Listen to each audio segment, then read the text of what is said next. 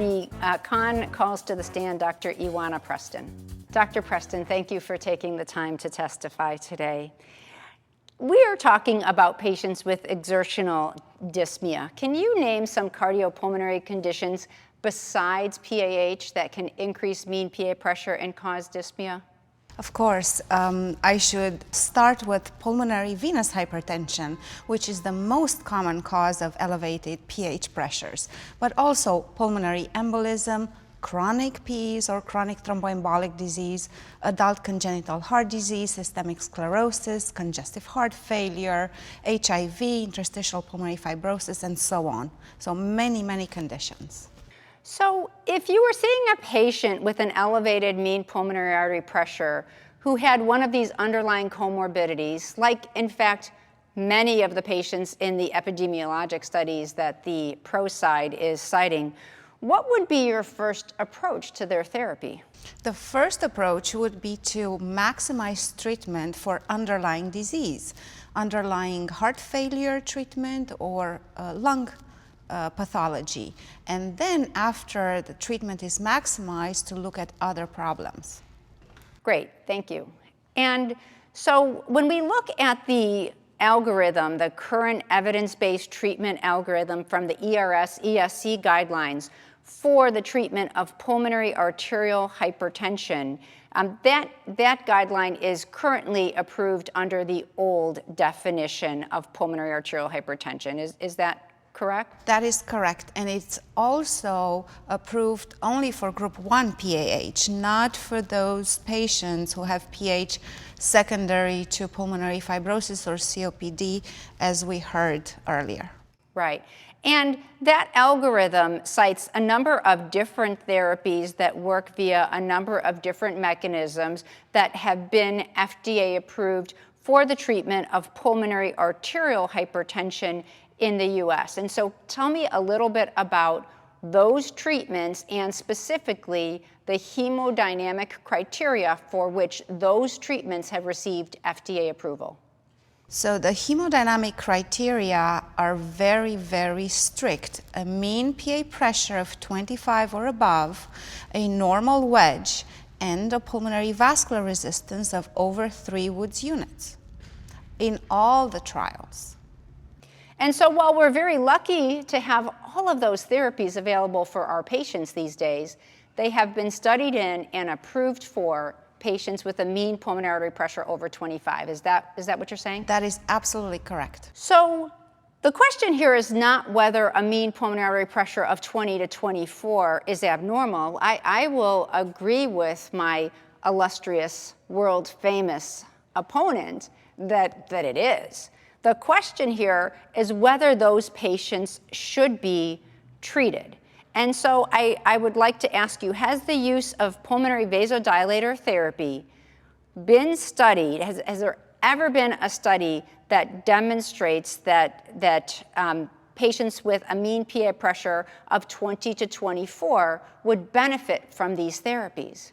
There are absolutely no trials in group 1 PAH that focused on patients with very mild elevation of pulmonary pressures between 20 and 24. In fact, if we look at all our randomized trials that tested the efficacy of the therapies that have been approved, enrolled patients with very significant hemodynamic impairment with their mean PA pressures between 40 and 50 on average, and very elevated pulmonary vascular resistance, such as PVRs around 800 Dynes units. So let me just clarify to make this crystal clear.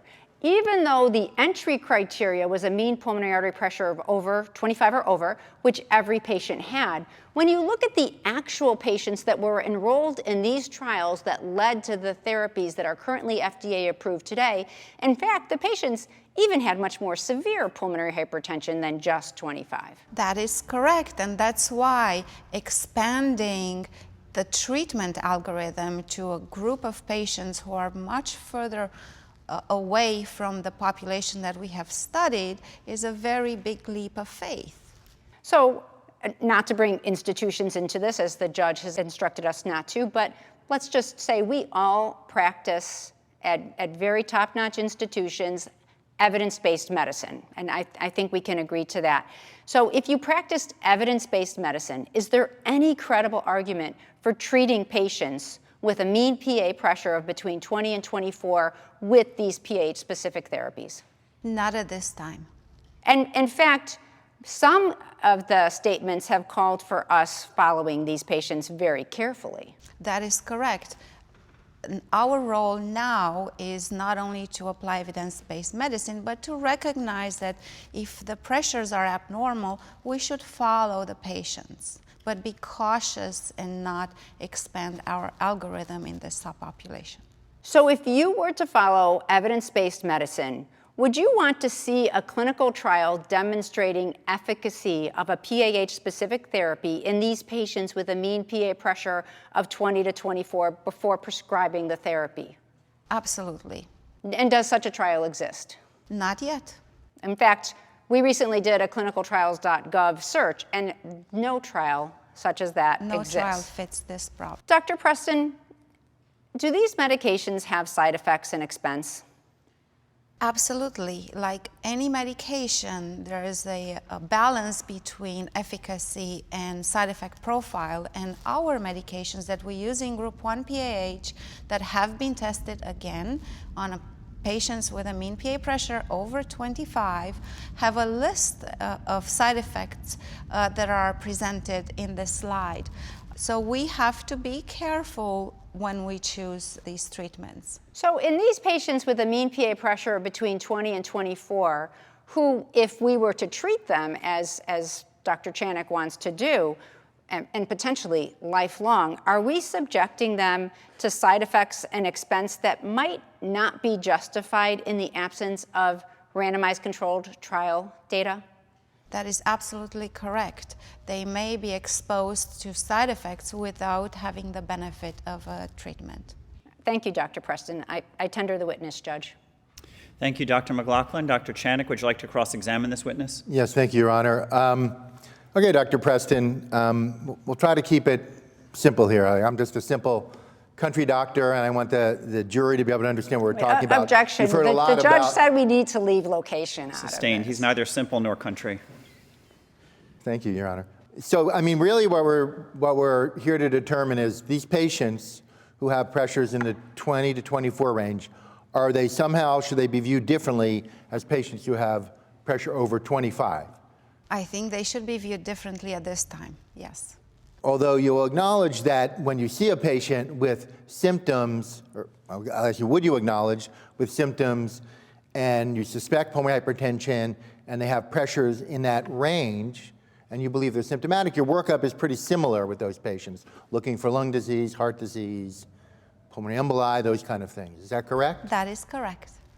And again, just to, not to belabor it, but you agree that a PA pressure is abnormal if it's in the 20 to 24 range. That's not normal. I agree.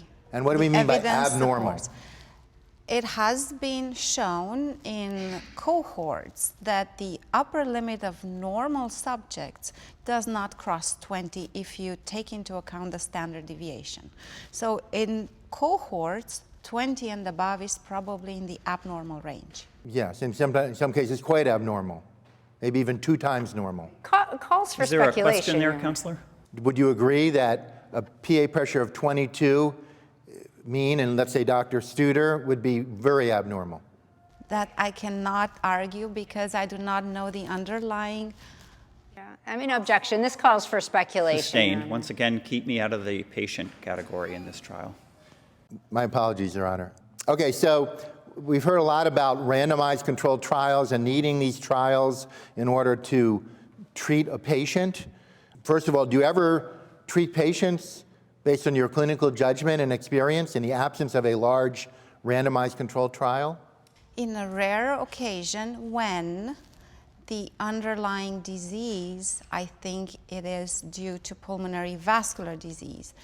But these patients need to be tested very thoroughly and clarify whether the dyspnea is really due to pulmonary vascular disease and not other causes. So once you've made that determination, even in the absence of a large randomized controlled trial, it may be appropriate to treat those patients in that 20 to 24 range. On a very rare agree? occasion, so Thank I you. would say that's the exception. Thank you.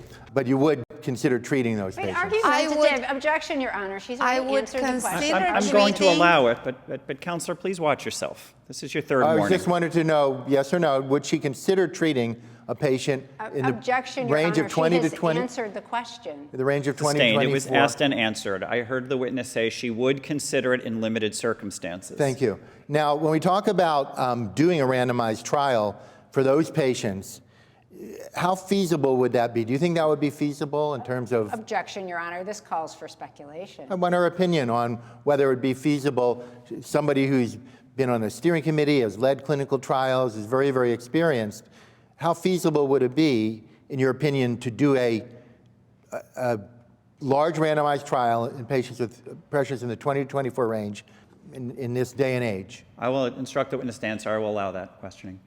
I think it is feasible. We look at us as a PH scientific community 5-7 years ago when we met and said a mortality and morbidity and mortality clinical trial with a lot of patients is not feasible in a rare disease, and we've done it. So I think if we keep the standards high and raise the bar, we will be able to test and understand this subpopulation in a clinical trial. So my answer is yes. Why has one not been done then? Well, and let's do it as a community. Well, It's called for action. Objection, Your Honor. We are arguing a new definition. Of course it hasn't been done yet. That's sustained. Asking her why something hasn't been done yet is not really answerable, I but she want does her think it's opinion. feasible. I'm sorry. I want her opinion on, as a very experienced person in the design of clinical trials, who must have thought about this at some point. Why do you think nobody's done this? No Objection, Your company Honor. has sponsored He's a trial? badgering the witness. If the witness can answer, I will allow it. I think we are at the starting point to understand when to treat and how to treat these patients. Maybe one class of drugs will be better in this subpopulation, maybe not. Maybe monotherapy, maybe combo therapy. So we do not have the answers of how to treat these patients. And therefore, a clinical trial would be best to answer this question. And I think we are going to be able to do it if we put our heads together. Thank you. Would you agree, though, that to do such a trial in patients with mild disease would require a very large number of patients and a long-term follow-up? It would be a larger, much longer study than studying patients with more advanced pulmonary hypertension.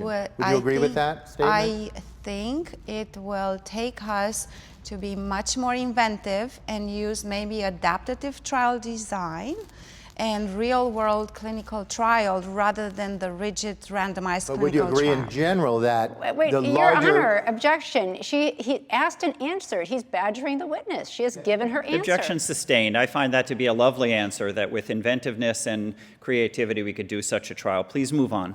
Dr. McLaughlin talked about PH drug side effects, and in your experience, which is very vast in treating patients with pulmonary arterial hypertension, have you generally found these side effects to be manageable from PAH drugs?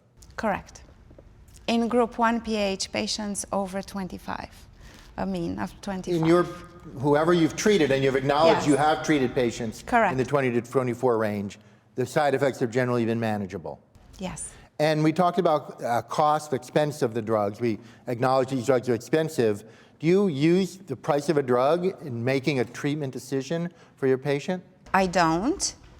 What I use the clinical trials and the evidence-based medicine to decide whether a drug that may have potential side effects could be beneficial in that particular patient. And you also use your experience and clinical And the judgment. experience and the Correct. judgment. Yes. Objection leading Thank the you. witness. I have no further questions. Thank you, Dr. Preston. You may step down. Our court proceedings continue. We ask you to proceed to the next episode to watch the closing arguments.